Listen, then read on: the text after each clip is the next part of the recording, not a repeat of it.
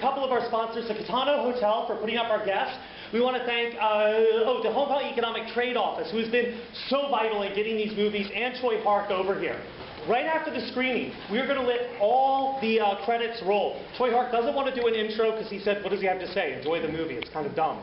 So, after the movie, we're going to let them all run, all the credits. Best boys, grips, gaffers, they all need a little love. Then Tsui Hark to come out. We've got chairs, which means it's a longer Q&A. Please stick around. He actually said that he doesn't quite get why we're showing this movie, and he doesn't know why anyone will want to see it. So we want to keep as many of you here as possible for the Q&A to show him that this movie has a lot of love. Quick thing before we begin. In the Lincoln Center guide, this movie is listed as Zoo. Z-O-O.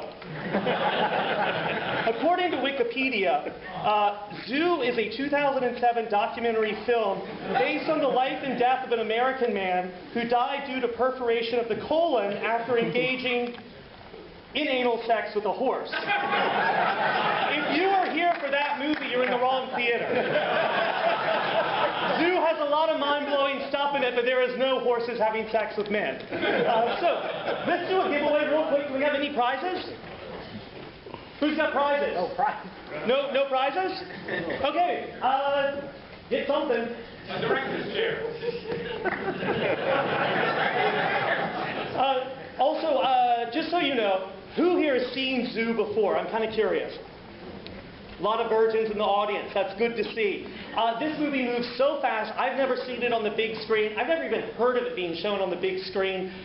So it moves very fast. I fully expect heads to start popping around here like light bulbs. We are going to give prizes now. In the tradition of prizes that have nothing at all to do with the film that we're showing. Oh, good. Oh, yes, this is very appropriate. So we're giving away... I'm so sorry, you guys. Saturday, it's a slow day. A critical handbook of Japanese film directors. Woo! And then, if you don't like reading, and who does, there is a DVD of from Funimation of Soul Eater. Soul Eater, or a long book that's a critical dictionary directory. So, the first winner, or are they really a loser, is Andres. Andres, right there, Andres. Do you like reading or movies? The DVD. I think it's actually, is that a Blu-ray? Might be a Blu-ray. Do you have a Blu-ray player? I'll buy one. Sell it again. So the next person, and if they can't read, I'm really, really sorry. We can give you a fan or something later. Hold on, trying to pick it so I don't pick Andre's date. Okay. Christopher Bourne. Christopher Bourne, where are you, Chris? Right up your alley. Look at that. It's a long book. So, ladies and gentlemen, without further ado, I turn you over to a movie that is truly legendary, truly mind-blowing. This print, we haven't seen it yet, but we hear it's pretty good-looking. Ladies and gentlemen, those of you who haven't seen it before, I'm extremely jealous. You will see things you've never seen before in your life, except for the horse thing. Folks, prepare yourselves for the most freaky 90 minutes of your life. It's Zoo!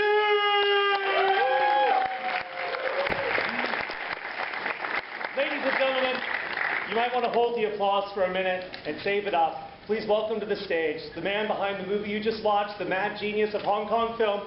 Please give it up for Mr. Tsui Hark!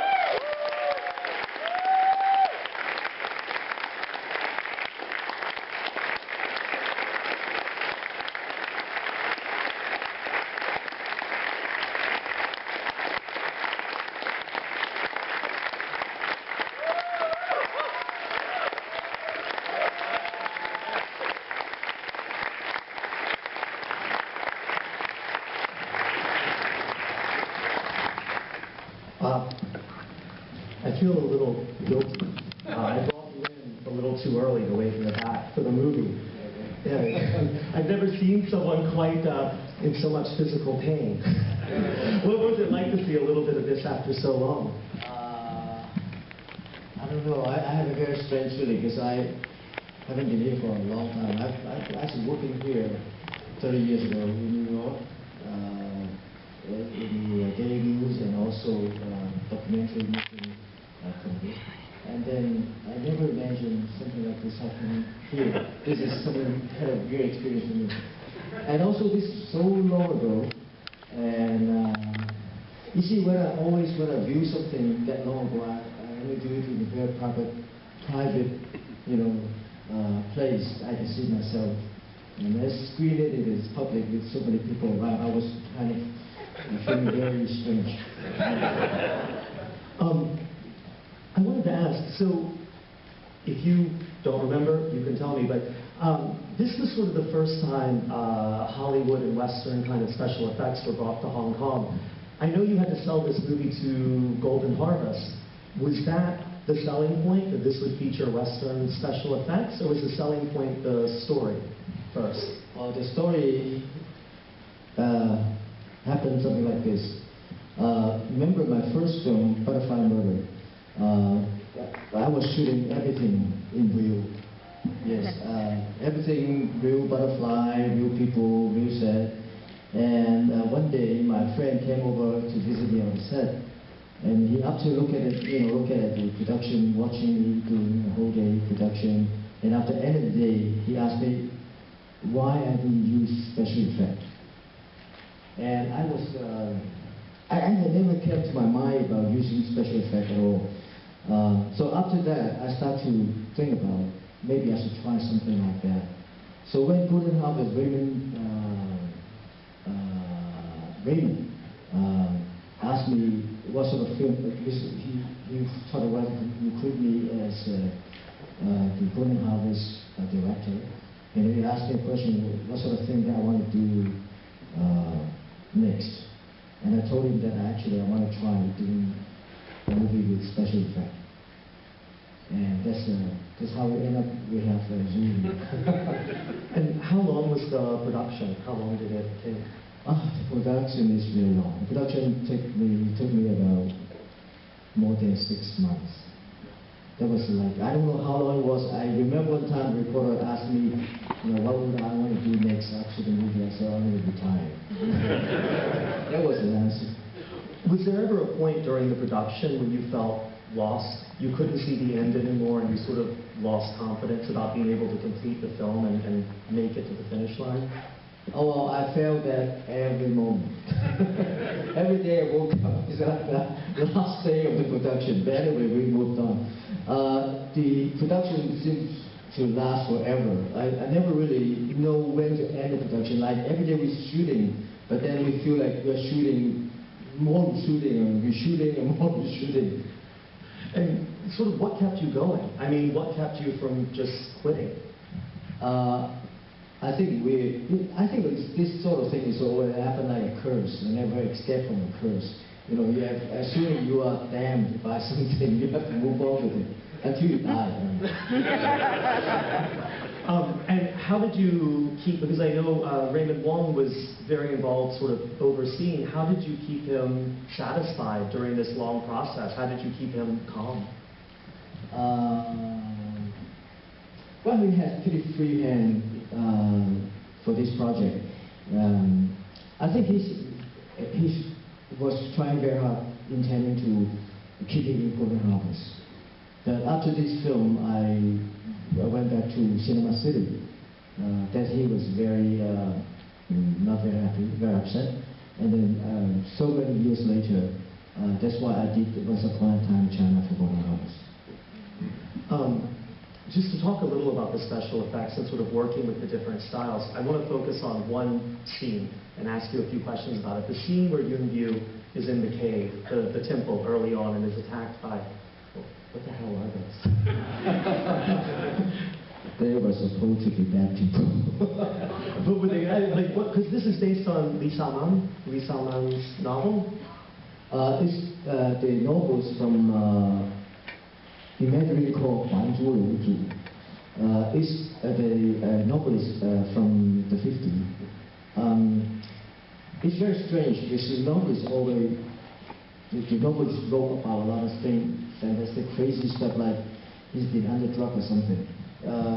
With very fantastic imagination, with the cloud open up and the big hand coming down, and it's like what we have now, the comical cartoon movie or something like that.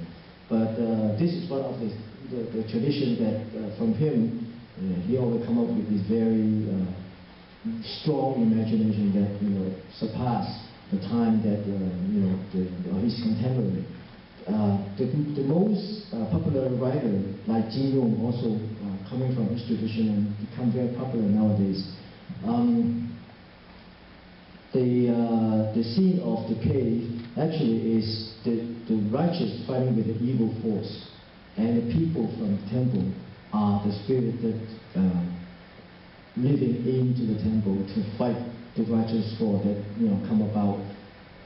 The righteous force are the people that the guy wearing two swords and the monk who have this funny hat on him. They are fighting like for centuries. What's behind the design? Like, how did you come up with the design going from the book to this for these evil guys? My interest is actually the how we're gonna execute the effect on the screen by putting a whole bunch of people doing this funny stuff on the screen, flying around, fighting each other. We were actually at the moment to do something different from the tradition we had on the screen compared to the past, because those effects were also always considered something very, untouchable. Because for one thing, is technically it's not very easy to be done. The second thing is the idea itself can be very comical in a way. What did you have to do to get the actors used to, because you and those guys are used to doing physical work, but to get them used to dealing with all these special effects, was that hard? I think at that moment the industry are very ready to go into something different from the past. And for my debut movie, Butterfly Bird, there's something very outrageous. It's very far-fetched for the most people to imagine somebody would use so many butterflies to do a movie. Then this one, they're always ready to see something not the same as before. At least psychologically, they're already ready for that. Right. And in post-production, because the sound design in the film is really dense and not like anything that had been in Hong Kong films before, was it really hard to get the sound editors to do what you wanted? That was a quite good experience, because the sound editor is from Hollywood. He's a Julian. I don't know what he's doing now, but anyway, he just did the sound effect for Star Wars, and he came over to Hong Kong to give us the hand to do this sound effect. And because then we didn't have Dolby system, we have only stereo system. So there's so many tracks that add up to eventually. Nowadays, when you watch it, the sound still doesn't have the kind of perspective compared to what we have now. Take a few questions from the audience.